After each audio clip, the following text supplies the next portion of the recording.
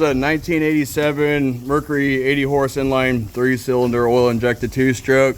On this motor, I had to replace the rectifier. It was fried. Replaced the sensor on the oil reservoir because when I connected it, it was getting a constant buzz coming out of here. Replaced it. It's still having that issue, so I just disconnected it. The whole oil reservoir needs to be replaced. That float inside there is messed up. Replaced the spark plugs. Replaced that fuel line because that was all messed up. Went through all the carbs, which is fun to do on these motors. You have to remove a whole bunch of crap to pull them off and put them back on and all that fun stuff. I'm using my tank, my battery. Yeah, she sounds damn good.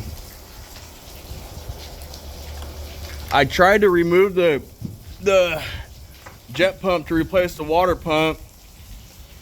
The jet pump impeller is seized on good. I spent about a little over an hour using heat, using rubber mallet, using the metal hammer, using the flywheel pulley, a whole bunch of crap, and that thing ain't coming off. So I said screw it, and yeah, I'm gonna try it.